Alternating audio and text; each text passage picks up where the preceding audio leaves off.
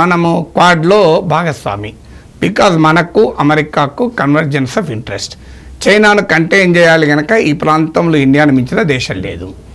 మనకు కూడా చైనాతో we have a serious border disputes కనుక we have our own perception, threat perception of China. So అందువల్ల ఆ కన్వర్జెన్స్ వల్ల క్వాడ్లో చేరాం. కానీ unfortunately Quad not even name Pakistan. So Pakistan amount it has benefited both from China and United States. US నుంచి F-16 package తెచ్చుకుంది, World Bank loan, IMF loan అన్నీ తెచ్చుకుంది. చైనా నుంచి బెనిఫిట్ పొందింది.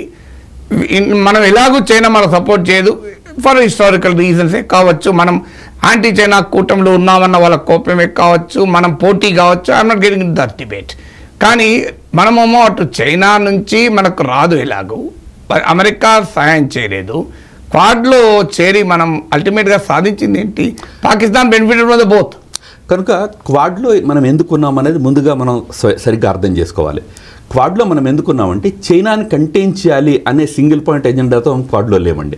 క్వాడ్లో మనం ఎందుకు ఉన్నామంటే ఈ క్వాడ్ ఏ రీజియన్ అయితే మెయిన్గా ఫోకస్ చేసి పనిచేస్తున్నదో ఇండో పసిఫిక్ రీజియన్, ఇది ఇవాళ ప్రపంచపు ట్రేడ్ కామర్స్కి life line. 80% of the world's trade passes through this region. మన ఇంట్రెస్ట్ కూడా 95% ఇవాళ ఇండో పసిఫిక్ రీజియన్ మీద డిపెండ్ అయి ఉన్నది. ఈ రీజియన్ని పీస్ఫుల్గా ఉంచాలంటే చైనా యొక్క డామినేషన్ ప్లస్ నార్మల్ ఈ రీజియన్లో ఎటువంటి కాన్ఫ్లిక్ట్ లేకుండా చూడాలంటే ఇండియా ఇతర దేశాలతో కలిసి పనిచేయాలి. ఆ ఉద్దేశంతో మనము క్వాడ్లో చేరాము. క్వాడ్లో చేరినప్పుడు మనం స్పష్టంగా ఒక మాట చెప్పాము. క్వాడ్లో అమెరికా నీతి ఏమంటే FOIP అంటారు వాళ్ళు, free and open Indo Pacific. అది క్వాడ్ వాళ్ళ యొక్క లక్ష్యం. ఎందుకు Quad? Free and open Indo Pacific. మనం ఏం చెప్పామంటే నువ్వు ఇంకొక చేర్చమన్నాం, free open and inclusive Indo Pacific. Inclusive అంటే మనం ఎవరికి ఎగ్నిస్ట్గా ఈ గ్రూప్ చేయడంలే. ఎవరెవరైతే ఫ్రీ అండ్ ఓపెన్గా ఉంచాలని మనతో రావడానికి సిద్ధంగా ఉన్నారో, ఇవి చైనా తయారైంది అనుకోండి, వాళ్ళు కూడా రావచ్చు. మనం అందరము కలిసి ఈ రీజియన్ని పీస్ఫుల్గా ఉంచాలి, అందుకోసం మనం ఉన్నాము. దానికి మనకి మన పొరుగు దేశాలకు ఉండే జియో పొలిటిక్స్ సంబంధం లేదు. ఎక్స్పెక్టేషన్ నేను కాదన్ను, మనమంతా ఎక్స్పెక్ట్ చేసాం అన్ని దేశాలు మన వైపున పాకిస్తాన్కి ఎగనిస్ట్గా మనకి స్టేట్మెంట్ ఇచ్చేసేయాలని.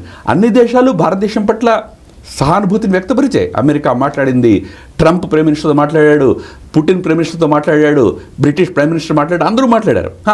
మన ఎక్స్పెక్టేషన్ అంటే పాకిస్తాన్ పేరు చెప్పలేదు కదా, పాకిస్తాన్ పేరు ఎత్తి చెప్పలేదు కదా అని. దాని అంటే that expectation is natural, but that is slightly over expectation. కానీ మీరు పీస్ఫుల్ ఇండో పసిఫిక్ US నాయకత్వంలో ప్రపంచంలో US బేసెస్ అంతా ఉన్నాయి. ఈవెన్ ఇండో పసిఫిక్లో కూడా ఒకినావాలో మిలిటరీ బేస్ ఉంది, వెస్ట్ ఏషియాలో బేసెస్ ఉన్నాయి, ఇండియన్ ఓషన్లో డిగో గార్షియా. ప్రపంచమంతా మిలిటరీ బేసెస్ పెట్టుకొని ప్రపంచంలో మిలిటరీ సుప్రమసీ కలిగి సుదూర ప్రాంతాల్లో కూడా జోక్యం చేసుకుని యుద్ధాలు చేసే అమెరికా నాయకత్వంలోనూ ఆ మాటకైతే ఎనీ అగ్రరాజ్యం వాళ్ళ interests are hegemonic. There is a fundamental difference between US interest, strategic interest, Indian strategic interest. మనది హెజమనిక్ కాదు, మనం చిన్న చిన్న దేశాల మీద కూడా ఏనాడు ఆక్రమించలేదు. మీరు అన్నట్లయితే మన సివిలైజేషనల్ క్యారెక్టర్ కూడా కాదు. కానీ how do we achieve peaceful Indo Pacific with American intentions? America intentions అందరికీ తెలుసు ప్రపంచంలో ఎక్కడైనా. మీరు America is a great country, civil society is great, technology great. కానీ అమెరికన్ స్టేట్ ఫారెన్ పాలసీ చూసుకుంటే ప్రపంచంలో they love Asim Munirs, they love Saudi sheikhs, they love dictators, all they love, they don't love democratic leaders. Narendra మోడీకి visa ఇవ్వమంటారు కానీ పర్వేజ్ ముషరఫ్కి visa ఇస్తారు. అందువల్ల how can you achieve peace under the leadership of United states?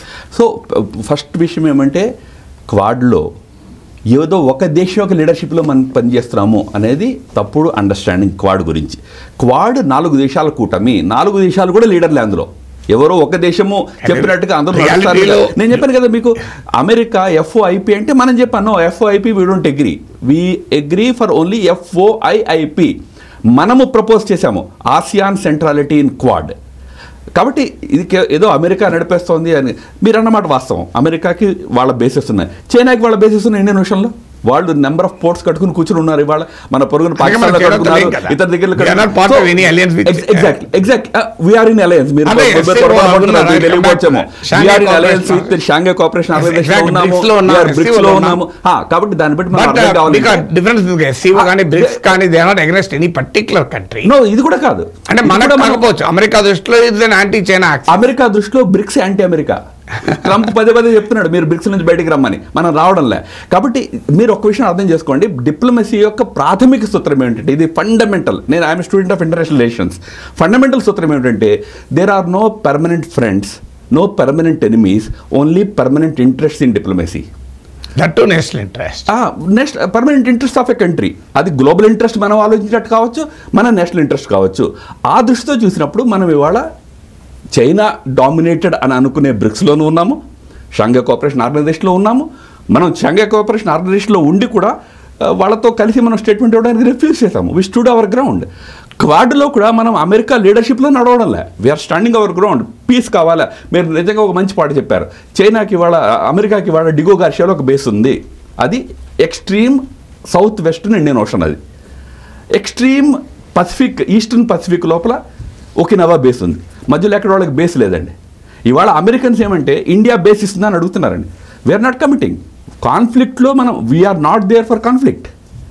Piece కోసం మనం ఉన్నాము. Quad అయినా, బ్రిక్స్ అయినా, షాంఘై కోఆపరేషన్ ఆర్గనైజేషన్ అయినా పీస్ కోసం మనం పనిచేస్తాము.